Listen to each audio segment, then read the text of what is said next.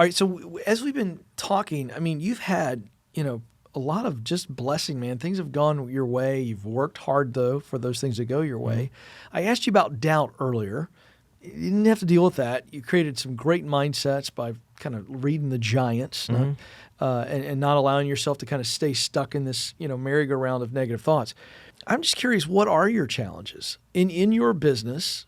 What are some challenges that you've had to overcome and they kind of keep popping up? Anything? Yeah, I would definitely say right now the YouTube finance space, I think, is overly saturated. I think it's a competitive industry today. Yeah. I can't see a future where it exists in the same capacity that it does. And I'm trying to think, how can I make this sustainable for just in general? Meaning what? So I understand the words you're using, but when you say, I don't know if I see a future where it exists in its current capacity, what does that mean?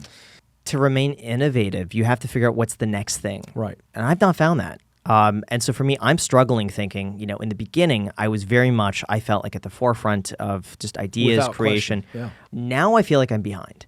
And I feel like other people are doing it better. I'm at a point, I know, where I feel like sometimes I feel more burnt out than I have been at any other point. Less excited than I did 6 years ago doing YouTube videos. What's driving that? I think I felt like I've accomplished everything that I set out to do, and there's less challenge than I used to get. And you're in a very interesting situation because the challenge isn't there, and I think that's what drives you. Yeah. But now, on top of that, you're doing a lot. So, Right. so you get to a place where I'm losing the challenge. Right. It's not as exciting as it was. Let's just be honest. It's okay to say that. Yeah. You're not as challenged, and on top of that, you're tired. Yes. I got to tell you. I mean, that's not doom and gloom, but I mean, it it is. feels like, I feel like there's something new and exciting that you'll have to come up with soon. I don't think you'll stay where you are. Correct. So that's what a lot of people have been telling me, but trying to figure out what that next thing is. I know the podcast is something I love, and I could see I've. Where do you think that's going? What are you trying to do differently there? We're traveling. So just the fact that I'm here, it would have been extremely difficult a year ago today to do this because every single day, 8 to 12 hours, I was in my office making videos. And so I didn't give myself any time. That's crazy. At all. I take half days on the weekends, but that's it. But traveling, you got to think, that's a full day of travel. Oh, yeah. I get back, I'm thrown off, plus the time doing everything else. Like I wouldn't even be here. So now I'm taking time to travel.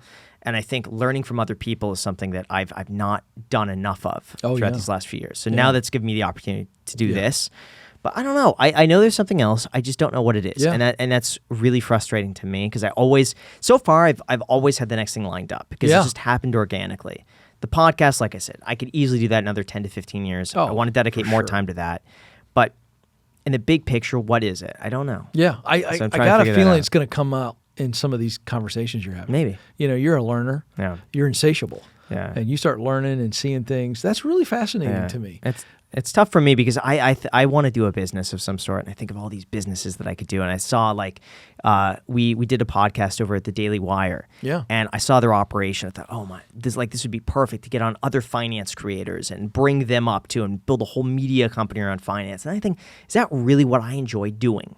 Probably not. And then I think, I could build a business around doing shorts content because I think that's the direction that we're going online is 60-second clips. No one's really doing that. But imagine I build a business around other creators and just do their shorts and build a team around that. We could get really good at it. Do I really enjoy that? Probably not. So it's got to be something that I could just I would do for free. Yeah. Well, I tell you where it's going to be. It's going to be at the intersection of those three things we talked about. Probably. What you do best, what you love to do, and what motivates you. Yeah. And what's interesting about you is the element of creation combined with instruction. Yeah. You really love sharing your take on things. Mm-hmm. Do you find that you'll always want to do that? I don't know. You get a little juice doing that, though, don't you? Sometimes, but now I've found myself just being a little bit more private. Like I have been, I don't know, more reserved. I feel like because I've been tired of sharing everything, and now it's time where it's I like having stuff to myself. I like kind of being out of it a little, and it was the opposite of hey, I'm making more YouTube videos now, but the private life sort of stuff. I like having that. It's just I guess you always kind of like what you don't have as much of. So maybe it's I wonder. I just wonder. Yeah. If it's a rhythm thing for you. Maybe. I'm married with 3 kids, so I have a very different life than you have. Yeah. Okay. But the idea of putting 8 to 10 hours every day into the creative process, to me, who I do a live show every day and have been doing it for years. So I come from a whole different world. Like, you don't even know what radio is. You know what I mean? Like, it's old school.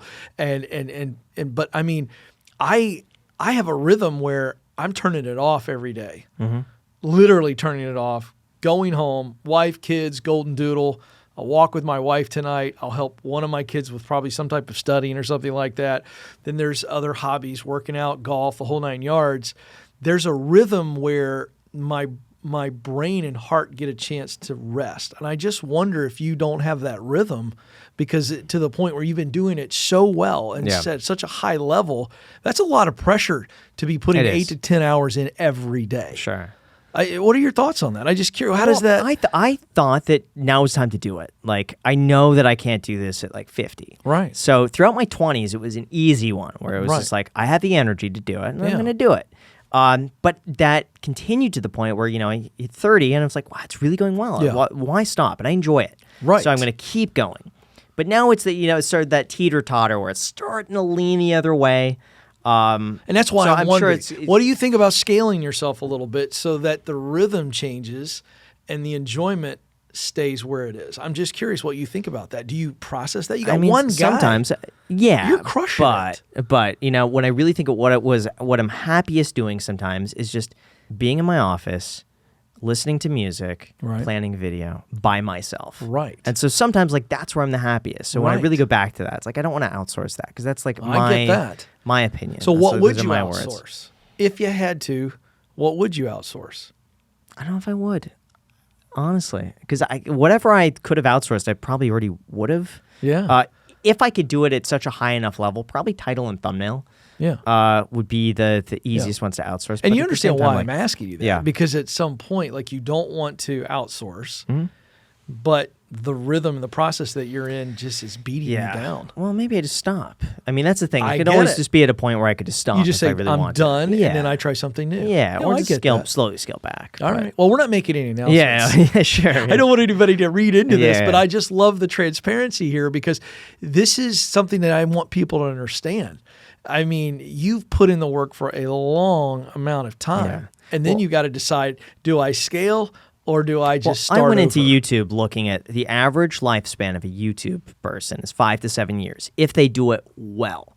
So meaning that the audience just eventually moves on. Every channel that I've ever watched, 5 years is a success. Like, they did a great job at 5 years.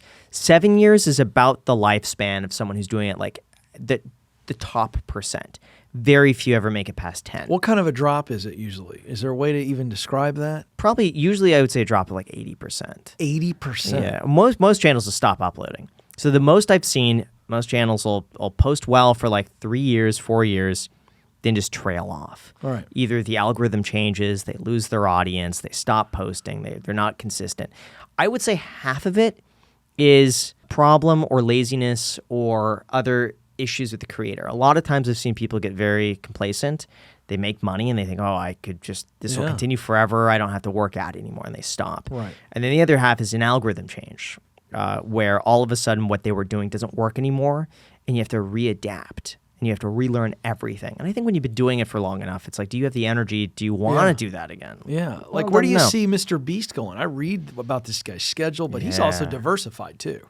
Oh, yeah. He has his hands in everything. And that's a smart play, I guess, Correct. if we're listening here on this whole YouTube strategy. If you can get it to a certain point where you can diversify. He's the outlier because he's not only obsessed with YouTube, but he also hires people who are just as obsessed. I've met a lot of people on his team, and they're all mini Mr. Beasts. When you speak to anybody on his team, they're just as obsessed. Yeah. He hires the outliers of the outlier. They're the top 0.0001% of that. Even talking to people on his team, they are so particular. If we put this in, retention's going to drop by this. We have to put this over here.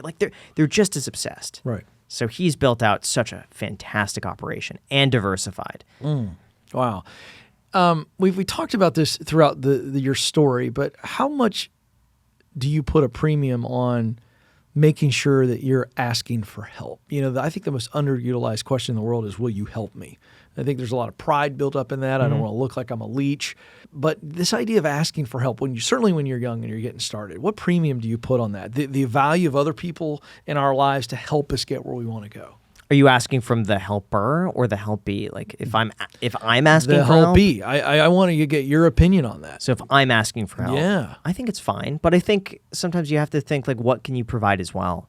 Because if I just went up and be like, hey, I need help, what can you do for me? Very few people are going to say like, oh yeah, I'm going to help you. I always went from offering value first. Like, I'm willing to do anything you want for free. Right. I will do anything. Yep. All I want to do is just be able to learn from you. Yeah. And I won't take up much of your time. But so I've always gone in with like, what can I offer? That's right. And there's always something. Yeah. But I feel like just because I have people all the time, hey, will you mentor me and will you do this? No, or like, no, hey, yeah. But there's always something that you could offer in return to help that person. And it's always going to be different depending on the person. That's right. But at the early stage in the story you told us, when you're going into these open houses, you didn't really have much to offer other than hunger, and that is attractive to some people. In other words, can I just pick your brain in the open house? That's value. Oh, yeah. Because they feel valuable. Mm-hmm. So that's my whole point is I just think that, I love the hustle factor. I love getting after it. I just couldn't be more rugged individual. That's my whole thing. But, we've got to see the value in how other people can help us get where we want to go. And it's not just do this for me, but it is understanding that very few successful men and women get to where they are on their own. That's true. And I want people to get that because I feel like in the internet world, and I could be wrong. I don't mind you telling me if I'm wrong, but I feel like because the internet has flattened the world, it has brought opportunity to everybody. This idea of just always doing it on your own, I think it's limiting. Oh, yeah. I mean, as far as help, YouTube is fantastic, and Reddit is another one. I joined a community called NewTubers on Reddit, and that was also instrumental. I'd post updates every month on my channel. Just like and I would write these long posts about like, what worked for me, and people would comment back, and it's interesting. So, but yeah, just in general, people are helpful. Yeah. And I feel like too, if you approach an individual, a lot of that's about timing too. Yeah. It's like finding someone who has the time, who's open to it. Not everyone's going to be receptive. That's right. Well, and that's the thing I admire most about you, young Graham. I really admire that you just kept going to the open houses and you kept showing up in the right place, and then the right time happened. Yep. It was not luck. Yep. There's no happenstance about what happened with you. So I really love that.